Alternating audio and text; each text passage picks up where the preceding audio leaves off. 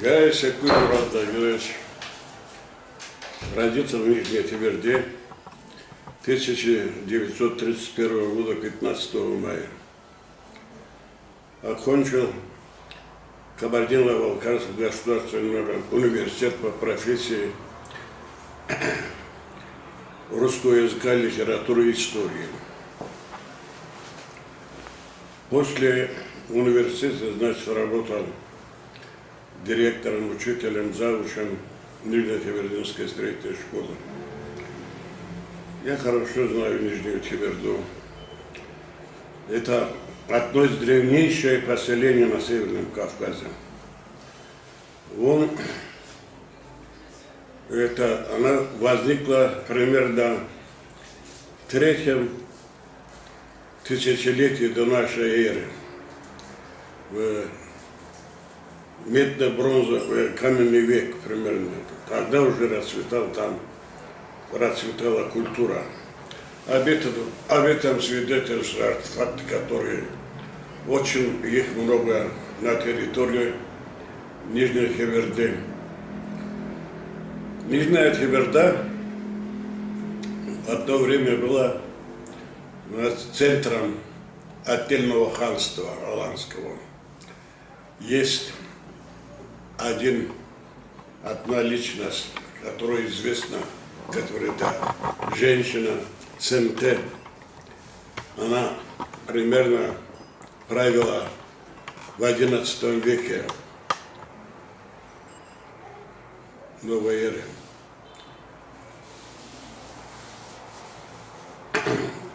Нижняя Тверда была центром очень многих населенных пунктов.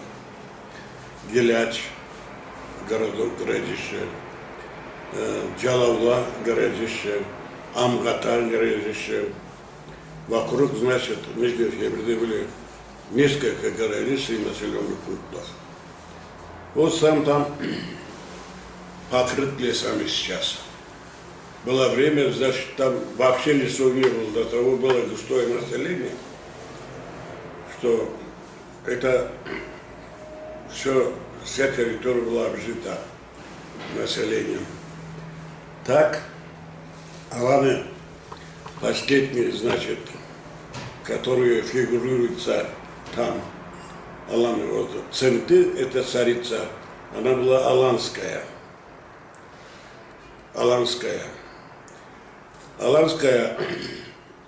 Алания вообще, как известно, просуществовала до конца XIV века. В 1395-97-8 годах, значит, пришел сюда хромой Тимур. Он воевал с Золотой Ордой, ханом Золотой Орды. В общем, ханы Золотой Орды считали себя более высокого происхождения, потомками Чингисхана, а Тимура они игнорировали. Но Тимур был очень деятельный, очень талантливый полководец. Он объединил всю Среднюю Азию, почти что все те места, которые были, значит, под властью когда-то Чингисхана. А татаро-монголы здесь, Золотая Орда, в общем, высокомерно относилась к Чингисхану. Дважды он разбил татаро-монгольского хана Тохтамыша. Дважды он простил. Но третий раз, значит, произошла грубая, то есть большая стычка, война между Золотой Ордой и Темирланом в 95 году на территории современной, это Бичесом, Лайда. Главная битва произошла там. Аланы были верными, так сказать, союзниками Золотой Орды в то время. И они принимали очень активное участие в войне, в разгроме, значит, Тимурлана. И Тимурлану он нанесли очень большой урон, как свидетельствуют, значит, исторические документы. И он дал честное слово Тимурлан, чтобы уничтожить дотла аланов. И вот действительно он везде проходил, где были аланы, где он лез, он фактически уничтожил и Сантынское ханство, и все Аланию всю. И его писарь пишет, который был свидетелем этих явлений, этих событий, через 100 лет не появится жизнь там, где проходила иногда, значит, это Тимурлана. Ну, однако надо сказать, что такое там в ущельях, например, он и обошел этот прошлый Геляч, он и разрушил, значит, Амгата городище. Но он не мог, конечно, Джалавлага пройти так глубоко, значит, глубоко в горах, там, в очень недоступных местах. Вот в таких местах остались аланы, кучку там некоторые, да. И после ухода Чингисхана, то есть это Тимурлана, никогда фактически не прекращалась жизнь Сантыда. В основном наши сынты приезжали на Джайляву, на пастбище из Большого Карачая. Были здесь коши. А вот в современном Сантынском монастыре жили и действовали абреки. Это люди, которые, значит, совершали набеги в соседние народы, районы, как всегда было на Кавказе. Некоторые, значит, даже по социальному происхождению недовольны своими хозяевами, жили там зимой и летом. Так что жизнь она не прекращалась, хотя она была пустое место. Ну вот, Дебош, сам Кош, он и зимой и летом жил, таких было много. Так. А в середине 19 века, когда произошла отмена крепостного права в 1968 году, на Северном Кавказе, в Карачае тоже, значит, с Большого Карачая расселяли жителей по разным местам. И первым аулом, который возник по приказу, значит, этого Петрушевича, наместника, была Верхняя Тиберда. Верхняя Тиберда образовалась в 1868 году.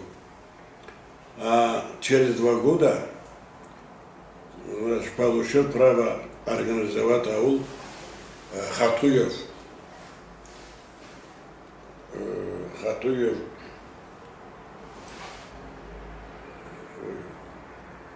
Каракул. У него была большая семья, сперва он поселился в 9 километре здесь. Ну, он потом, значит, когда он получил право организовать отдельный аул, он обосновался и обосновал аул Нижняя Тиберда. Назвался он Каракул-Пабак. Кул это имеет не такое значение, раб. Это я забыл его значение какое-то, Байрам Куллара, это не оскорбительное, а это наоборот такое. Вот Каракул поселился первым с большой семьей там, я организовал. Так и рос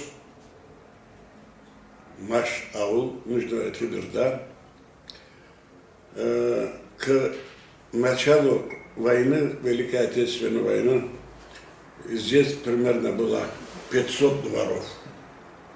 500 дворов, около 3000 населения, даже больше. Началась война, Великая Отечественная война. На войну уходили все мужчины, которые были способны воевать, держать оружие. Остались в основном старики, инвалиды после войны, которые вернулись, дети, женщины. И вот в 1942 году образовались здесь два колхоза. В Нижней Тиберде действовали два колхоза. Один колхоз верхний, значит, имени Сталина, а нижняя часть аула Ленина.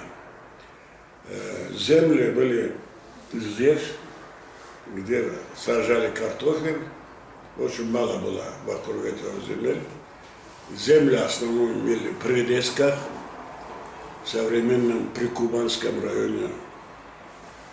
Вот там и основные земли были, колхозы, там они работали. Там они держали даже скот. Когда началась война, уже в феврале первые ушли на фронт, ну тогда значит, не начиналась война, но некоторые значит, участвовали в финской войне. И вот в такое время, значит, пришли немцы. Да, надо сказать, что Темирлан дал честное слово уничтожить всех этих аланов. Он почти что достиг своей там сам остались. Иван Известный их собрал Харча, я образовал второе государство, Брюссель-Эль, вот, там в Большом Карачае, Бахсане, а потом в Большой Карачай они переехали. И вот немцы, надо сказать, что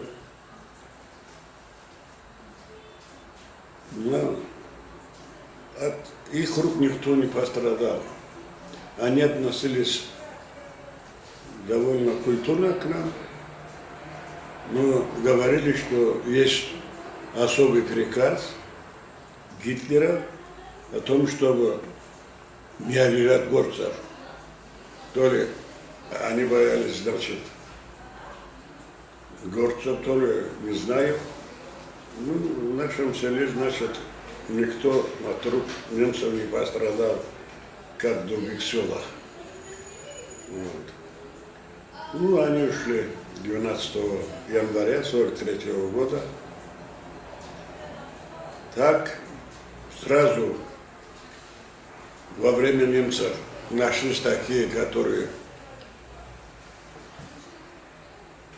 колхозы распустили, раздали скот людям.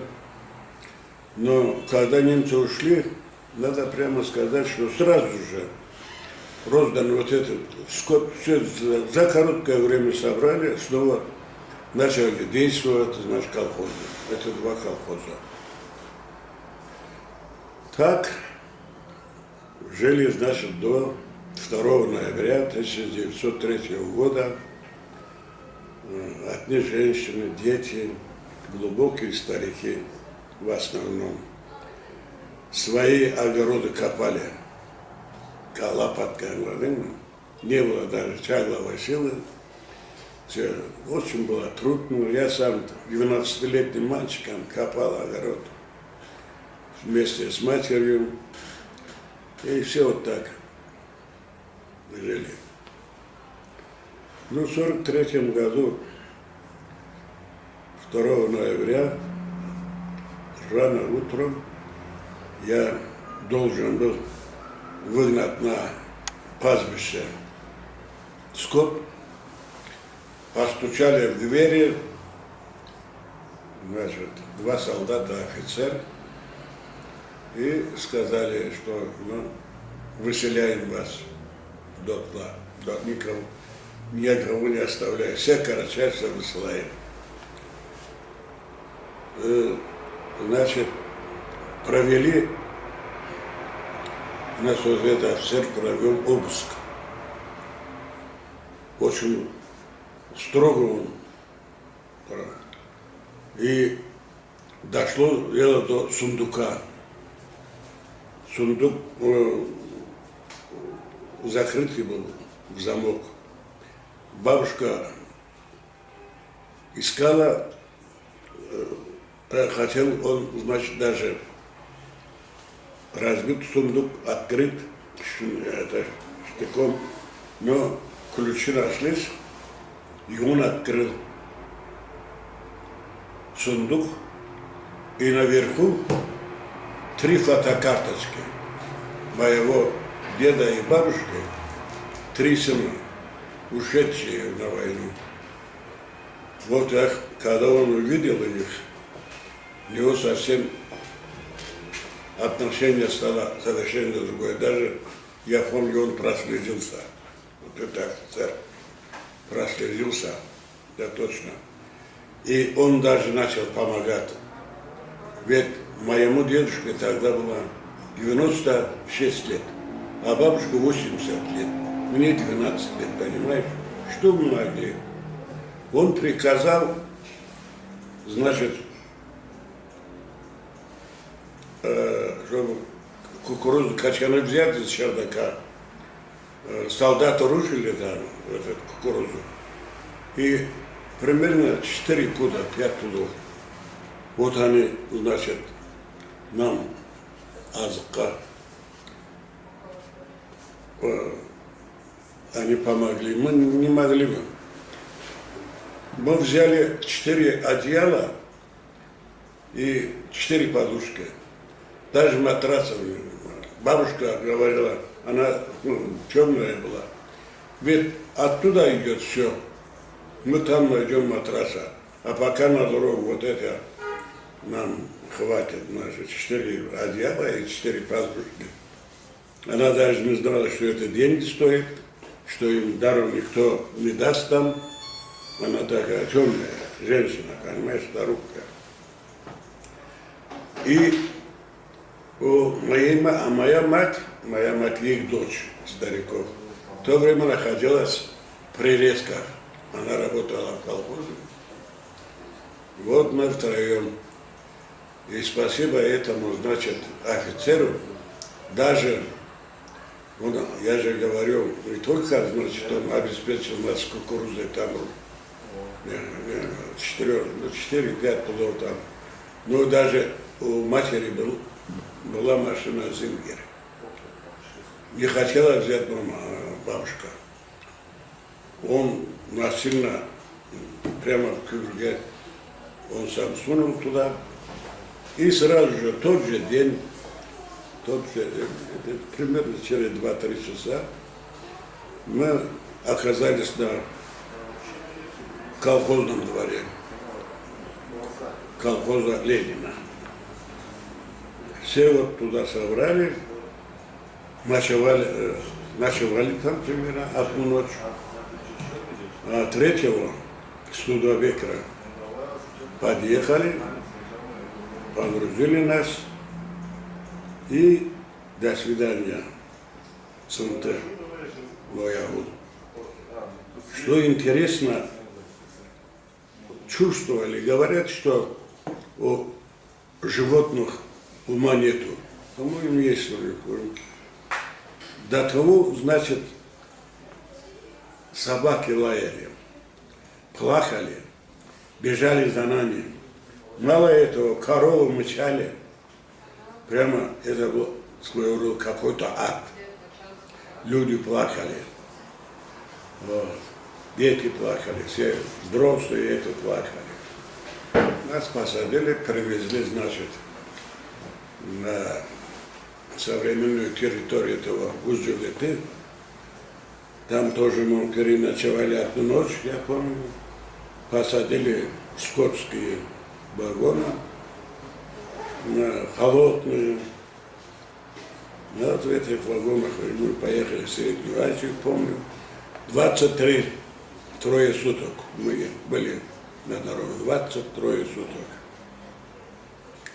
Что интересно по дороге, вот я сейчас человек уже пожилой, порядок был большой тогда.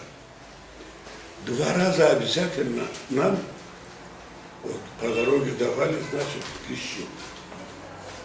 Утром, вечером 2 раза по дороге горячую пищу давали, понимаете? Кормили нас по дороге.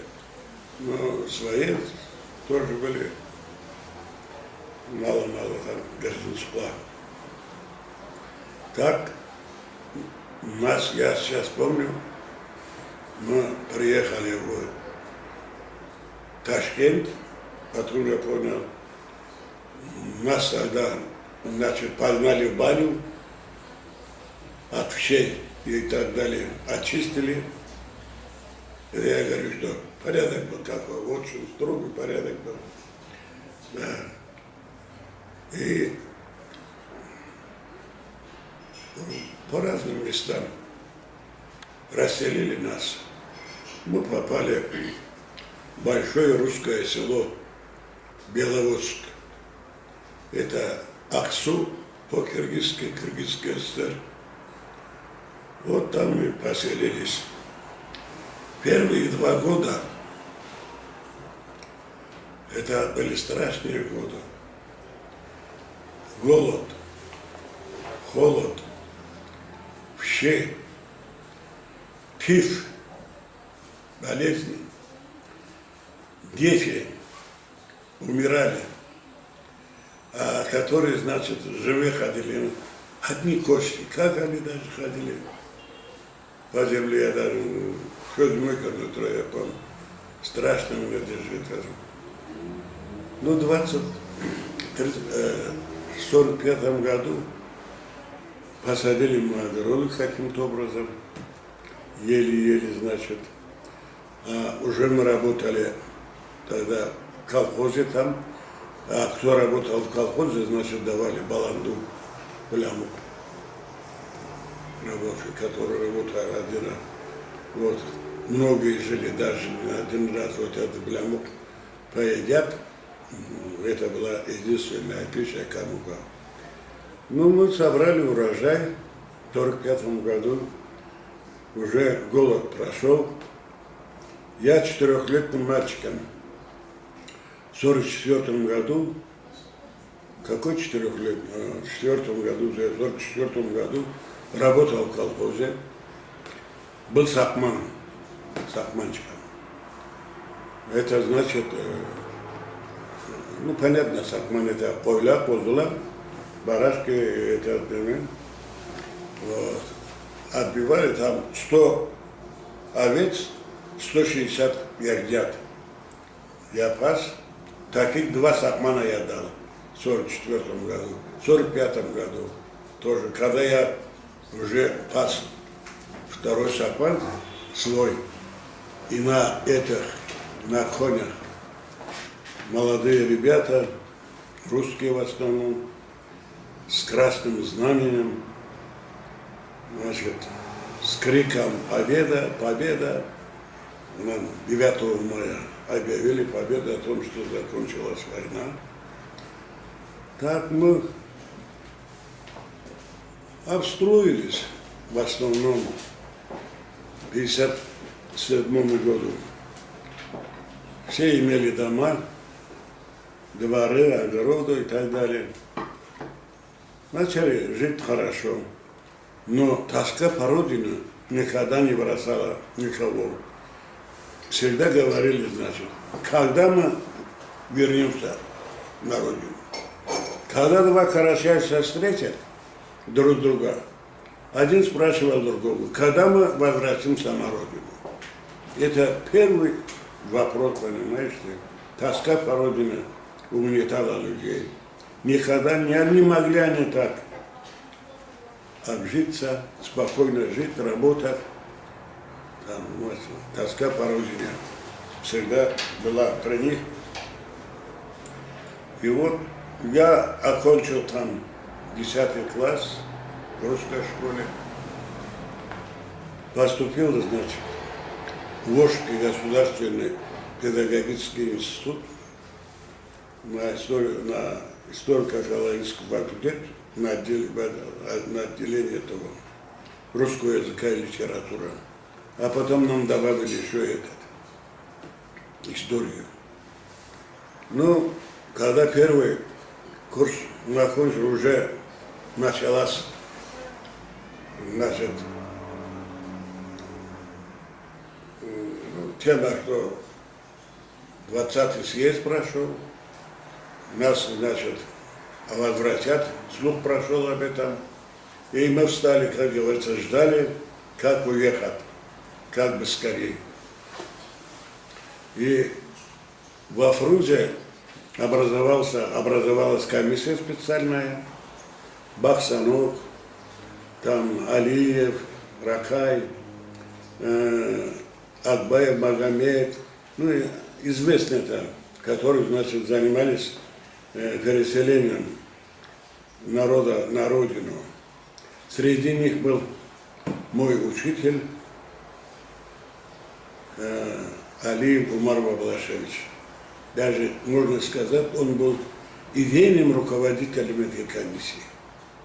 Это у него очень большая заслуга. Он так любил свой народ, свою родину. Я такого человека, вот мне 84 года, я еще в жизни не встретил такого человека. Видел я хороших людей. Мударев Патчаев, патриот, Бахсанов, патриот, Абгаев Магомед, патриот.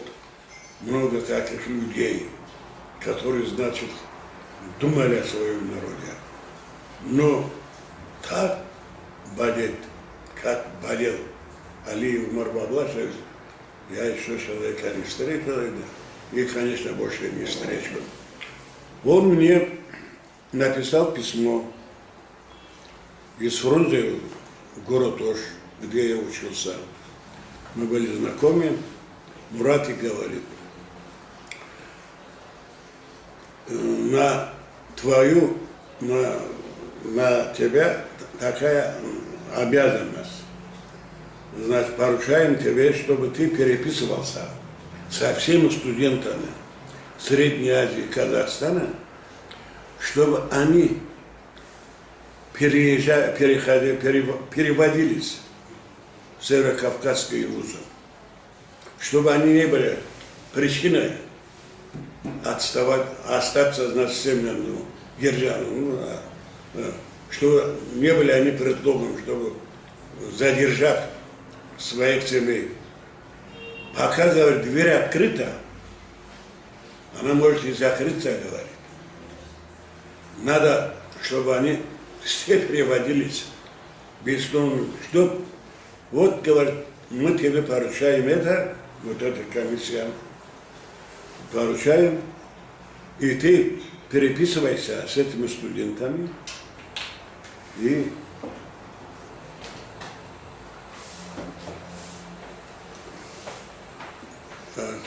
представь себе, я переписывался с 12 высшим учебным заведением, Туркменистанским университетом, Ташкентским университетом,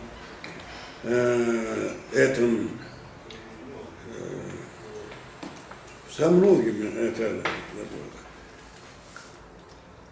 второе столица имени столица Санайт. Алмата. Олай, Мамлакет Параттан. Бишкек, Ташкент, Не Ташкент, там я переписывался в университет. Астана. Второй университет был Среднеазиатский университет в этом городе, в столице этого храмового Тимура. Ашхабад? Нет, Ташкент. Средняя Азия, нет. Вот. Вот там был университет среднеазиатский, был, значит, институт торговый, этим, в общем, с 12 этим университетом, то есть высшим учебным заведением, я вел переписку и просил, чтобы они уезжали, чтобы переводились, чтобы они не задержали своих родителей по просьбе вот этой комиссии Баблашевича. Вот так. И я перевелся в 1956 году в Кабардино-Балкарский университет. Тогда был институтом, через год он стал университетом. Вот. Там я первый студент, который перевелся в это учебное заведение из балкарцев и карачаевцев. Я принимал всех, кто перевалился, был болельщиком, ходил всегда к этому Бербекову, ректору университета с просьбой, чтобы он принял. Но до того уже был наплыв большой, и он вынужден был поехать в Москву, сказать обстановку.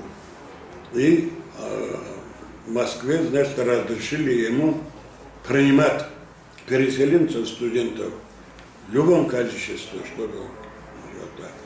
Как он мог. Я окончил там в 60-м году, значит, университет, приехал в родной аул, работал заучем, работал директором, работал учителем. Последний раз я ушел сам добровольно с директорства, когда власть переменилась, в 91-м. Да, я историк тогда, в основном историк преподавал.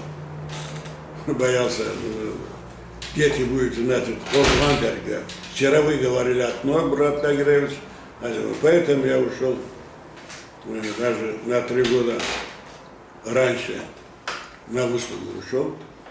Ну, на выставку тогда давали деньги, как директор, завуча, учителя.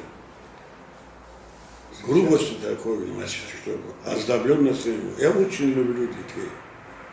У меня был очень хороший учитель в Средней Азии, русский. Он так любил нас, так уважал лично, например, меня, Неумывакин Николай Иванович. Я по любви пошел на учительскую, на эту профессию. Я мог поступить на любой факультет, но я любил, прежде всего, значит, я хотел быть юристом. Первое мое желание было. Но нас юридические вузы не принимали карачаевцев как переселенцев. Военные не принимали. Поэтому, значит, это педагогически. После этого, после юриста, я любил работать педагогом. Я сознательно пошел, стал педагогом и работал. По-моему, никого я не обижал. Я большое внимание уделял на нравственное воспитание.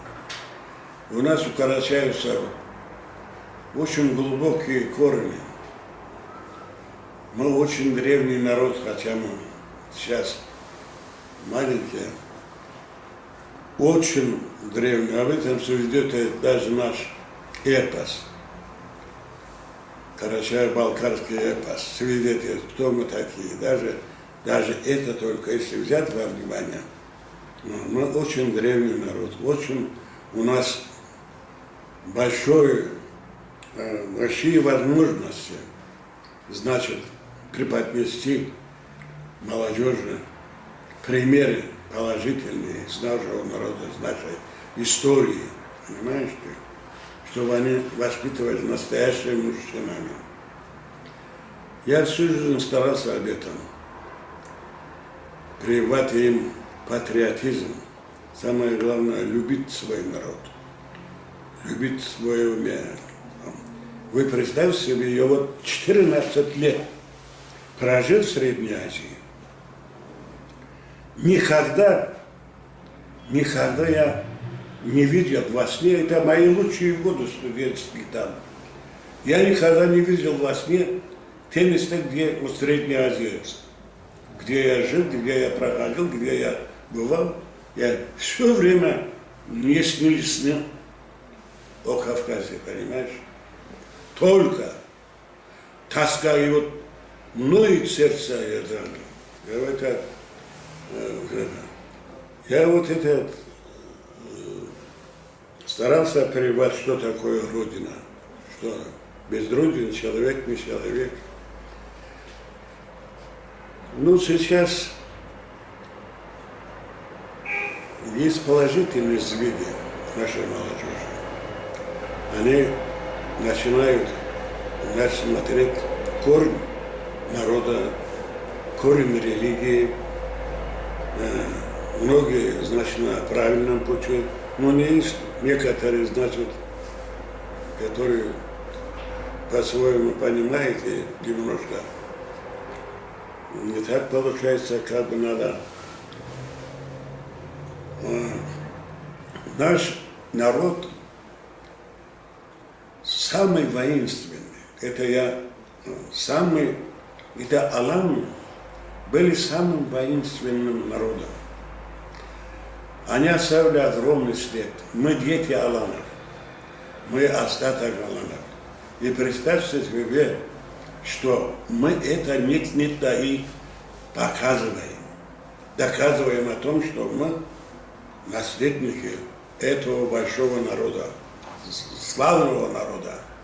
Ведь из всех народов СССР самые большие, значит, награды по числу жителей, значит, Карачаевцы занимает 11 героев Советского Союза. 3-4, значит, труда, социалистического труда. Ни в одном народе такого количества героев на душу. Так, а говорят, что были представлены 45 человек героев Советского Союза. А из них, значит, должны были дать 21. Документы, говорят, готовы. Были, значит, дали вот последний раз 9 этому, герой России. Но 11 там. Еще у них даже, они безупречные, самые безупречные, говорят, там лежат. Но никто об этом не думает. Никто, значит, об этом не ведет. Вы представьте себе, вот. И у нас очень хорошо понимают дружбу нашу. Ну, вот что я до того, как можно сказать, недостаток нашего, это я не считаю недостатком. Я не считаю недостатком. Они друга не продадут. Они спинами согнут перед начальством. Понимаете? Это у нас характер. Этот характер, вот я наблюдаю, спрашиваю, не все народы такие. Вот почему наша молодежь не имеет особого успеха вот, по своему достоинству. Они очень гордые. Они хотят свой авторитет. Они не поддаются, значит, ни подкупу. Они, как сказать, не лебезят перед, значит, этим. Вот такой характер аланский, который очень описан в этом народном эпосе, и в жизни это у нас. Харалгышта, адамға артықлық етме, адамға кесіне артықлық еттірме, это стариков, у нас все время наставление такое. Вот и их глубоко лежит. Поэтому иногда они, именно Айталмай Мансен, я обследовал этот вопрос. Почему? Значит, некоторые, молодежь некоторая больше имеет успех в жизни, чем наша, например, с Северного Кавказа. Вот это люди, которые знают и дают работу и так далее, они говорят, ваши люди, значит, не уважают, значит, не преклоняются, понимаешь ты? Они, ну как сказать, они не метельные, сексот было бы менее, знаете? Вот это главное тогда. Я вообще сейчас живу я в городе, вот уже 10 лет, у меня к ученикам моим 2 вопроса всегда я задаю. Первое, значит, вопрос первый. Имеешь работу? Когда говорят, да, имею работу, я очень радуюсь. Второй вопрос у меня, значит, сколько у тебя детей? И вот они в основном говорят 1-2. А я как по брежной привычке им ставлю 1-2 таким. А у кого есть, значит, 3, 3, у кого 4, 4, у кого 5, ставлю 5.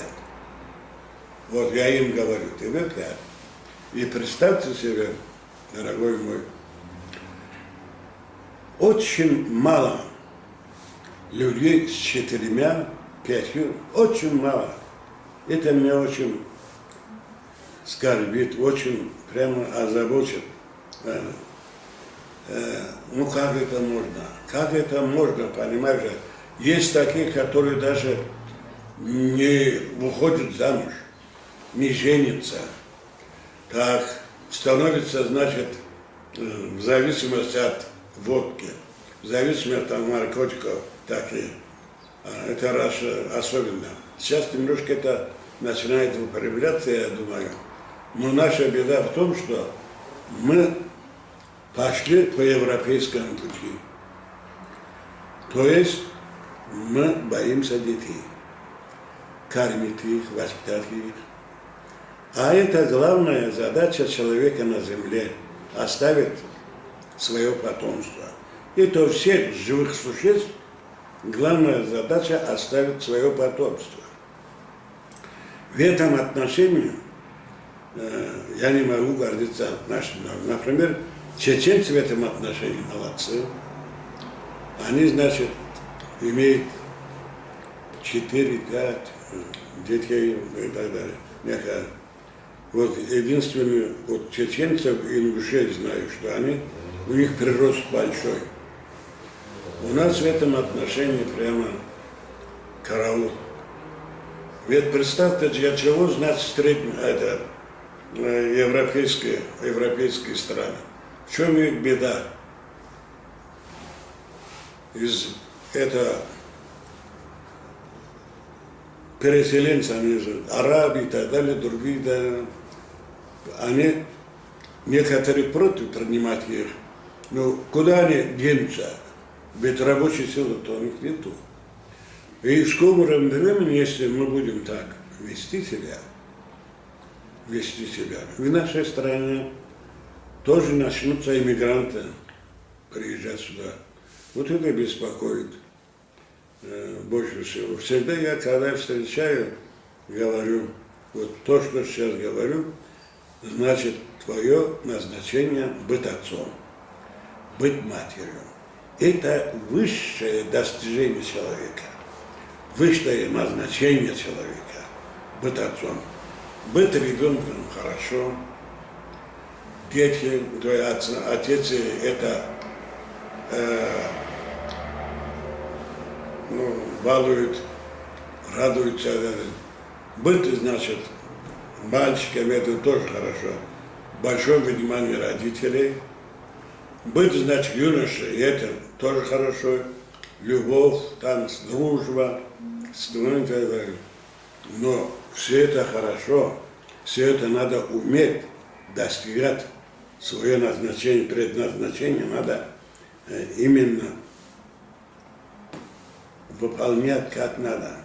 Быть хорошим ребенком, быть хорошим юношей, быть хорошим, значит, молодым человеком. Но самое даже большое достижение – быть отцом и быть матерью. Это вот я им говорю своим ученикам, которых встречаю я, конечно, ежедневно. И советую им, самое главное, придерживаться от этого. Ведь у моего дедушки по отцу было 5 сыновей, 5 дочерей. Они в такое то время. У других, значит, по матери, дедушки и бабушки были 5 дочерей, 3 сына. Вот. Ведь почему можно как-то, можно каким-то образом мы слишком начали больше любить себя, освобождать себя от заботы.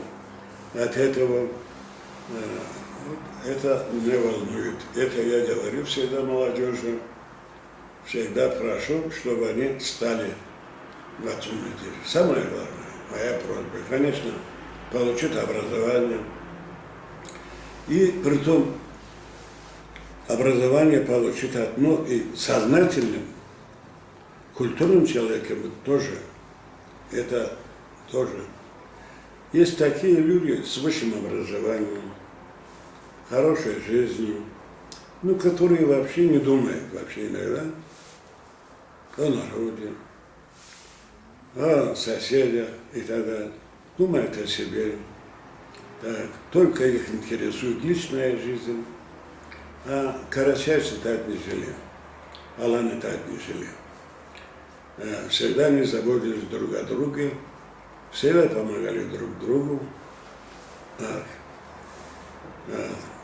Когда дом строили, маматлык, за 5-6 дней село собиралось, и дом выстраивали, сразу строили молодой семье, и они начинали жить. И этого сейчас нет, почти что нет. Вот так. Значит, современные осетины состоят из 2 народностей. Одни иронцы, пришельцы из Ирана.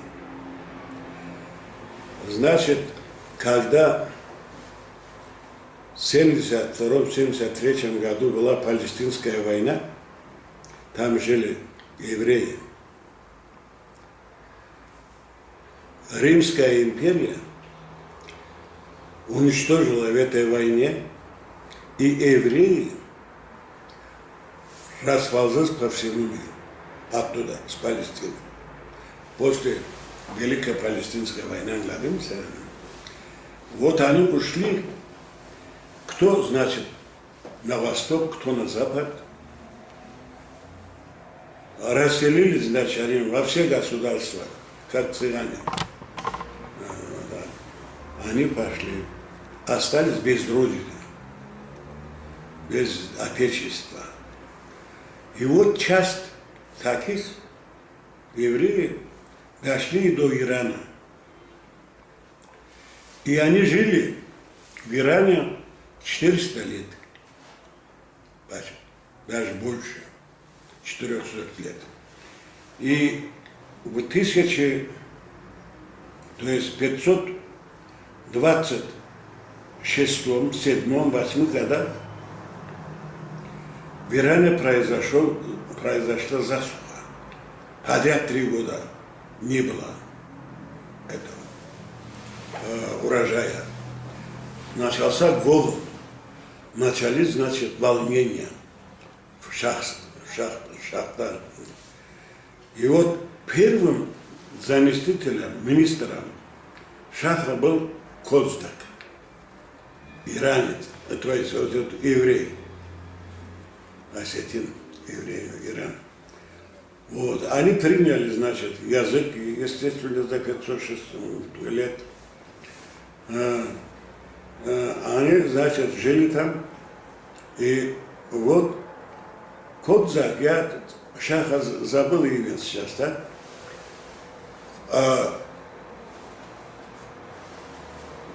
Шаху посоветовал Коздак, вот этот еврей, министр, первый министр шаха, значит, как выйти из создавшегося положения, с бунтов, голодных бунтов. Коздак посоветовал шаху, значит, экспроприировать это богатых и дать бедным. Когда этот процесс начался, еще хуже стало в стране, невозможно стало. Тогда сын, вот они отсюда тут, да, понимаешь, лакерик он садта. Сын сказал отцу шаху: ты послушался, говорит, этого Кодзака, своего министра, и натворил, говорит, беду. Из этого положения не выйти. Тогда при своей жизни, он оставил свое место своему сыну шаху. Он ушел и назначил шахом своего сына. Когда он стал шахом, живым закопал Коздака в землю, живым. И казакинцев, в основном ими были евреи, начал преследовать, уничтожать, убивать. Тогда они были вынуждены бежать оттуда. Они пришли в двуречье между Кереком и Суджей. Там жили гунны в VI веке. Это произошло, побег их произошел в 529 году. В 529 году они пришли туда и, значит, обосновались, ну, кем были беглецы, пасли скот, были рабами гуннов, Аллах говорит, отчайца. Были рабами, пасли скот, значит, гуннов. И вот так. Гунны в основном ушли войной в лес, да, на запад, на запад, на запад. Они, аланы ушли, все хазары, все ушли на запад. И это они обосновались здесь, между Тереком и это Осетия. Осетины никогда здесь не бывали войной, никогда не завоевывали, понимаешь ли? И теперь другая часть. Аланов была здесь, потомки аланов карачаевцы, балкарцы, дюгерцы. Дюгери говорили на нашем языке, и в 17 веке они больше имели связи с Балкарией, чем с Осетией. Но время шло, советская власть административно так сделала, что Кабардино-Балкария, да, Карачаево-Черкесия, вот отделила их. Этот народ, наш народ отделился на 3 части. В Осетии одна часть Герцы, другая часть. Karcha kaladı banda, geç düşürdü ondan da. Kalası var değil mi Karcha'nın? На три части разделили наш этот народ, аланский именно. И вот дюгерцы, по-моему, Южная Осетия в основном дюгерцы. То, что называется Аланией, вот это неправильно. Там незначительная часть. Южная Осетия, мне кажется, там много это мусульман и дюгерцев. Мне кажется, поэтому у них есть основания. Если алийцы, если они дюгерцы в основном, у них есть основания назвать себя аланами. Так, понимаете? Но этот вопрос был поставлен на академическом уровне в 1959 году произошла научная конференция кто такие карачаевцы-балкарцы. Ты знаешь, да? Вот тогда я был студентом, эта конференция происходила в течение 4 дней. С нашей стороны был руководитель Али Умар Мамлашевич, с их стороны Осетии был академик Абаев, осетин. Понимаете? И вот первый доклад сделал Абаев по этому вопросу.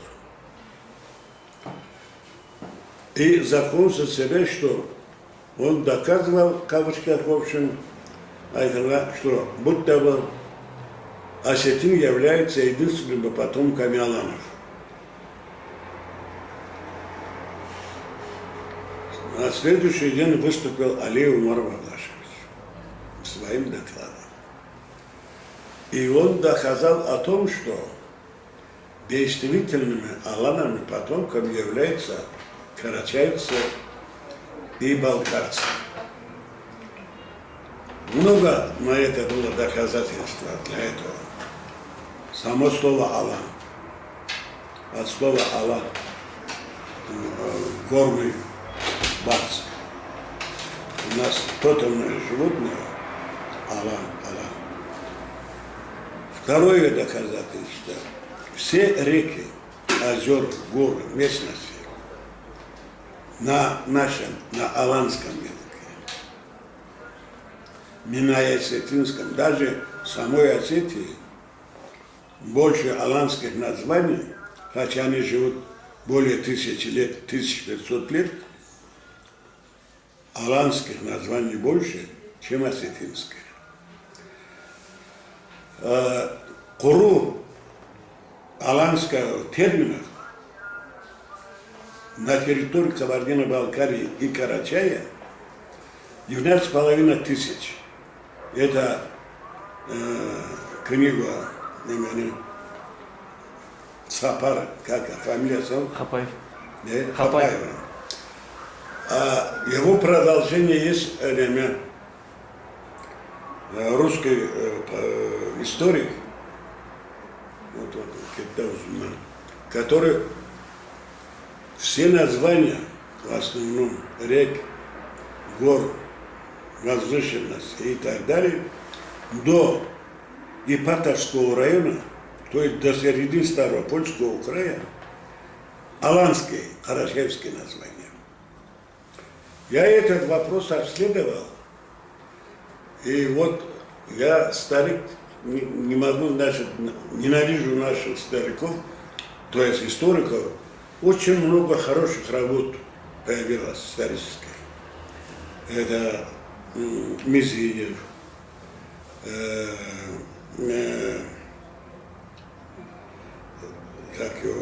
Бичиев наш, Аннасура, последнее время Хатуев. Абайхан Муса, Аннасура Каракетов Мурат, у него тоже, он виляет немножко хвостом, но тоже есть хорошие места она книга Свартменде. Значит, очень хорошая работа есть.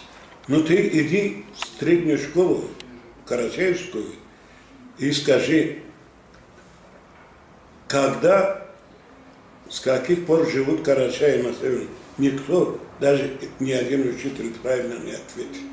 Почему? Потому что нет у нас классического учебника, утвержденного. Вот на этой сессии, на второй. А это труд.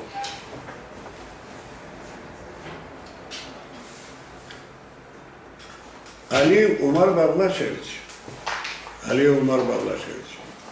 сделал второй доклад. Там было много московских ученых. Архитектор был очень Бернштейн, очень замечательный, который обследовал наши постройки Лайпцигена. Вот. Когда Алиев Умар Барлашевич сделал свой, и дискуссия началась, без особого, значит, сопротивления Абаев сдался и согласился на том, что да, действительно, аланы были тюркоязычные, аланы были и ираноязычные. Ладно? Вот на этом остановились, что аланы двухязычные. На этой сессии дошло, что доказали о том, что мы аланы, это была конференция всероссийского масштаба. Не местная была она. Согласились на том, что аланы были туркоязычные, аланы были и ничего подобного. Ираноязычных аланов не было никогда и не будет.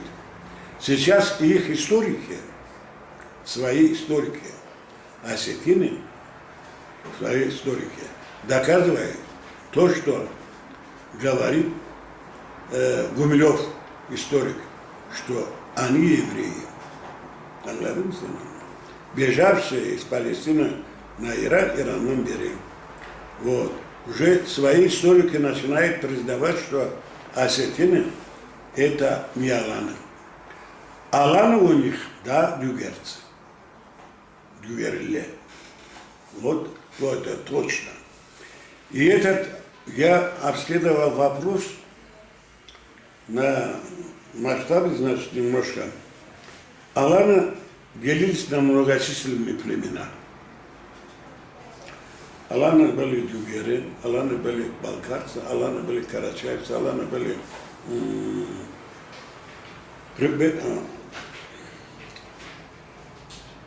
караимы, аланы были, да, их много веток было. Крымчане, назовите, их было много веток. Но Карачай деген, улусу деген сөз. Аланы, которые жили по бассейну Кубани, улусу, и носили название Карачай. Уллу судается. Кара, уллу действительный, да. Кара имеет значение не только черный, а настоящий. Карасу, настоящая вода. Кара küç, kerti küç. Здесь Хасана Долгуда. Так. Когда обследовали, значит, Карачай деп Хатко пишет. Хатко, историк Адых, они 5 авторов написали вот такую книгу. Великая Черкесия. Великая Черкесия делает между морями. От Каспийского до Черного моря, между ними была как будто бы Великая Черкесия. Вот такой они обман, понимаешь, 5 авторов, из них один русский между собой. И вот что ты рассказал, Карачай, народ на вершине гор. Там говорится, эта книга, Мендечок Талын, Неметкин, перепечатает написано. Там говорится, карачаевцы были на Северном Кавказе в 17 веке, но не раньше 12 века. Хаткалажа, тогда, уже напомните, тогда. Анакши от пермитки, не столько. Понимаете? Опровержение Бермеля. Спорить этмеля. Неме проложил дорогу, открыл Алиев Умар Баблашевич, что мало она. И вот Карачаилла, это мы, карачаевцы, аланы, которые жили на бассейне реки Кубани. И историческая география, да, Плиния Старшего, есть напоминание, что у склон Кавказского хребта живут народы карачаевцы и кумухи. Эта книга вышла в 24-м, он написал, Плиний Старший написал его в 24-м году новой эры. То есть вот 2000 летия, как Карачай от истории отшибтрали. Они bileli bir kere bana, nemmemiz genelde etmez, bileli bir kere. Ana aytıp, ab народу dedim. Учебник dedim, Mehmet'in çoktu. 12 век, Хатко, понимаешь, это плюет на нас. Вот. И многие кабардинские, наверное, писатели, историки правильно писали, например, как историк, что карачаевцы были изданы раньше, чем кабардинцы, чем адыги, на много веков, потому что названия рек и так далее на карачаевском. Почему на не кабардинском? Кадзоков так пишет, еще один пишет, есть. Но аланы врага санабам да кабартыма кардада, она притеснять это трудно. Вот такое дело. У нас нету сейчас Алиева Умара Баблашевича, нету руководителя, нету, который боялся действительно за свою нацию. Аллах патриот çok. Ceyip da немели администрация. Свои заботы, воровать деньги от бюджета, Темрезова, заботаться, Алланы. Но Аллада жопто, светлой головы нету среди. И почему? Потому что именно таких и солганителей лишит. Испокон веков политика России. Послушных рабов. Там она рассказала. Это их метод правления. Дурацкий метод. Вот. Алайда. И вот даже среди этих Кикодзе, историк, грузинский, пишет: мы семитский народ, нас никто не любил, нас выгнали с двуречья, то есть из Ирака.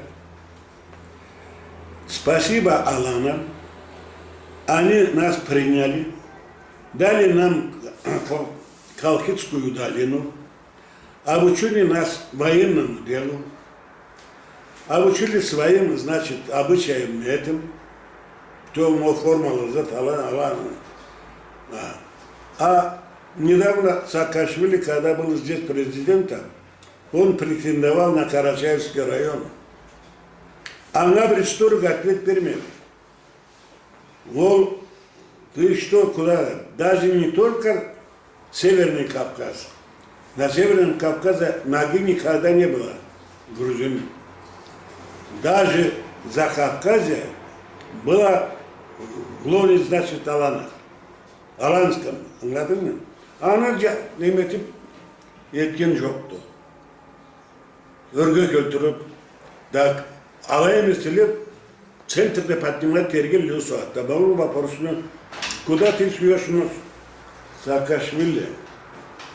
Вот, Алайда, Яшев, что делать? Күйüp pişip ölüp paramız. Çok demedim, aylanıda karı yok. Endi neme bolluk değiller.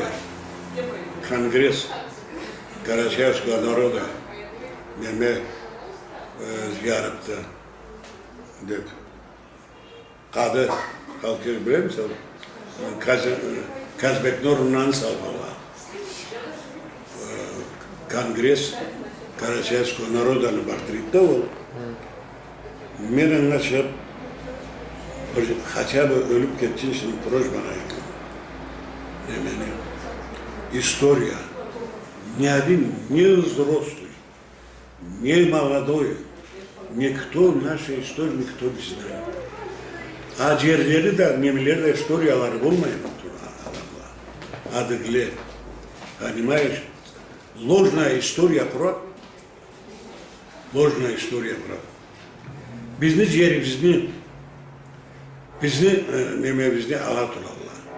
Хозяин буlatурallah. Так, ma nemeni istoriyasın. Asetyan istoriyasın. Arım Gumilov bergindi. Gumilov сын Gumilov. Poet Gumilov сын. Nemeni anasına ait bir poetessa Ahmatova. Ahmatova poetessa anası Gumilov'un. O Gumilov'un adı Lev Gumilov. Lev Gumilov, ну да, Бедарю Бергенде. И уже мені книга сбартында менің бір историк Осетинский. Она говорит, что они не являются сначала. Екі жерде упоминать dedi. Лай, скотч. Говорят, что мы евреи, да, даже. Екі жерде, ну не Алана. А, да, книга называется Осетины в плену у Аланада. Anladın mı? Енді мен nemeni bilmeyeyim. Benim yaşım barıp geldiğinde кто Южная Осетия? Hani tam İronsu var mı lan? İronsu. A nemeli var mı lan? Yok var. Cugorsu yoktu. Ben onu bilmiyorum. Cugorlu olsalar, hani mi brava? Alanya'da kesin aytırga.